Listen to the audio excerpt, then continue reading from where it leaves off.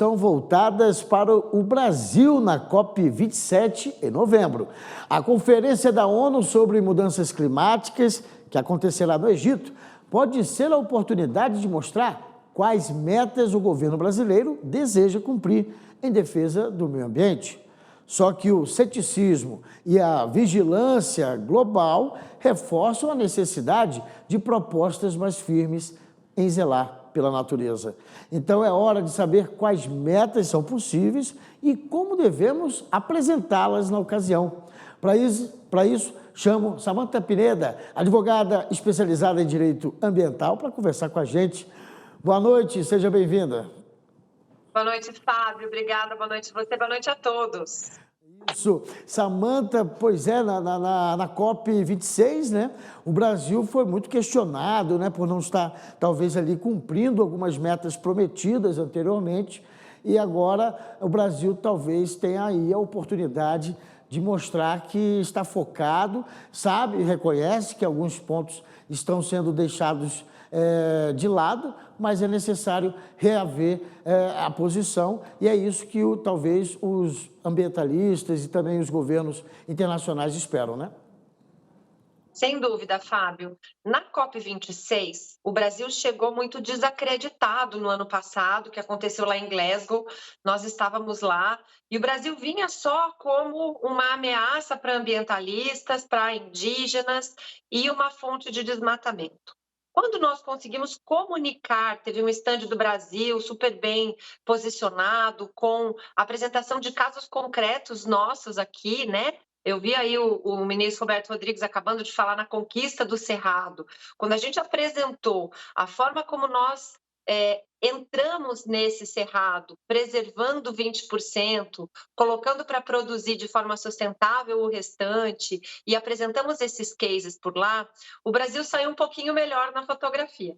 Mas ainda assim, existe muita exigência mundial de que o Brasil, como uma grande fonte de oxigênio, de água, de solo fértil, de possibilidade de energia limpa, que o Brasil tenha metas ousadas, as NDCs, que são as metas nacionalmente determinadas de redução de gás de efeito estufa, e também se mostre de que forma que o Brasil vai atingir essas metas. Colocamos, sim, as metas mais ousadas para sermos carbono neutro em 2030, para conseguirmos fazer uma transição energética, por mais que o Brasil ainda tenha muito pouca dependência de combustíveis fósseis, mostrando como que nós faríamos isso.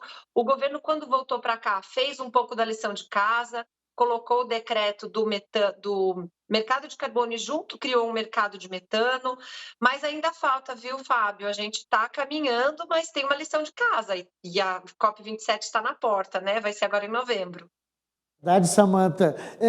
Muito se especula, né, que o atual governo teria dado afrouxado, vamos dizer assim, algumas medidas que deveriam ser mais severas, né, quanto ao licenciamento ambiental.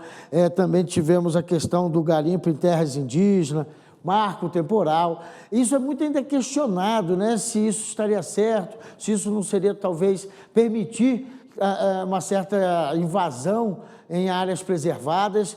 É justamente a oportunidade que o Brasil tem que ter de talvez mostrar aí a importância, talvez, de acelerar alguns processos, porque antes era que permitia, talvez, a falta de cuidado com determinadas áreas, né?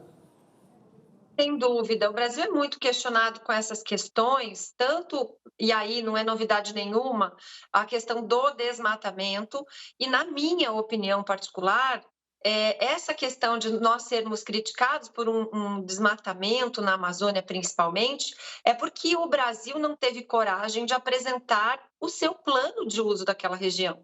Se o plano de uso da região é que as áreas particulares, fora de parques e reservas, sejam usadas, sejam produtivas para produzir alimento, fibra, energia em 20%, nós teríamos aí o direito plenamente legítimo e sustentável de abrir ainda 20% dessas áreas, transferir o uso da terra, fazer a conversão de floresta nativa para uso agrícola, pecuário, enfim, sem que houvesse tanta crítica. Mas o que a gente percebe é que essa afrouxada que eles atribuem ao governo é uma incapacidade que o governo teve de combater o aumento do desmatamento ilegal, que acabou envolvendo tudo isso que você falou.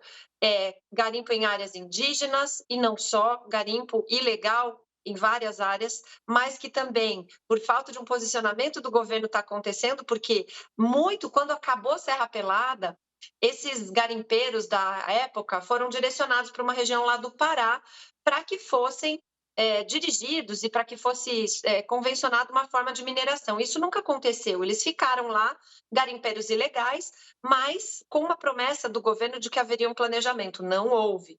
Então, a gente percebe que é muito falta de planejamento realmente, falta de uma política pública para dizer para o mundo, sim, nós vamos permitir a mineração nessa ou naquela área, seja ela indígena ou não, existe a super polêmica da mineração em área indígena, e sim, nós vamos permitir uma conversão de área de vegetação nativa em área de produção de alimento. O alimento é tão importante quanto o meio ambiente, que é tão importante quanto produzir a fibra, a energia e tudo isso. São questões que se contrabalançam. Então, a gente precisa agora, nessa COP27, fazer uma transparência e lá levar essa transparência de quais são as metas do Brasil, não só de redução de emissão de gases de efeito estufa, o Brasil emite menos de 3%, mas de uso do nosso território. Vai se fazer mineração em área indígena ou não? Existe uma questão muito importante, falta fertilizante. E uma das maiores minas de potássio aqui do Brasil, ela não está em área indígena, ao contrário, ela está fora, está a quase 10 quilômetros de áreas indígenas, mas ela iria diminuir muito o impacto ambiental da nossa importação de potássio. Então, é uma questão de tomar posição, viu, Fábio? A gente precisa ir lá para falar para o mundo qual é o plano. O medo é que o governo não tenha ainda esse plano pré-determinado, né? Samantha, mas eu acredito também que deve ser bem preocupante, porque 27 é em novembro, tivemos aí os candidatos, né, à presidência não colocando uma agenda muito clara sobre a preservação do meio ambiente, o que eles pretendem fazer, a evolução com o agronegócio. Isso também eu acho que deve estar bem em alerta, né, ao restante do mundo, né? Independente do resultado dessas eleições, ainda é este governo do presidente Jair Bolsonaro que vai à COP27. Esse governo que é criticado, muitas vezes com razão e muitas vezes sem razão, né? Infelizmente, se politiza tudo ultimamente nesse país.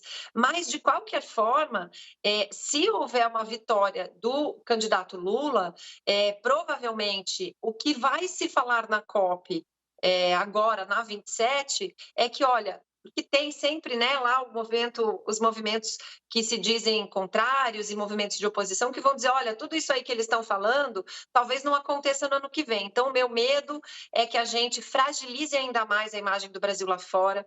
Eu acho que a gente precisa pedir bom senso a esses representantes, né, de ONGs, de instituições que vão estar presentes na COP27, que pensem no país, porque isso realmente atrapalha a condição de confiabilidade que o Brasil tem lá fora, a sensação de segurança para investidores nessas questões ambientais, que independente do governo, de qual governo esteja no ano que vem, elas são questões, sim, que o Brasil tem grande potencial. Produção de energia limpa, produção de agricultura sustentável e tudo aquilo que o Brasil vem falando principalmente fora, né, das mesas internacionais, mas que são critério, Fábio. Por exemplo, para aceitação do Brasil na OCDE, para aceitação do Brasil no acordo de Mercosul com a União Europeia que recentemente votou que não iria mais comprar produtos de áreas com desmatamento ilegal.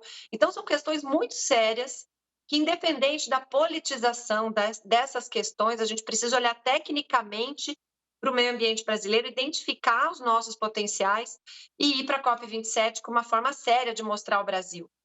É isso que a gente espera e torce aqui, né?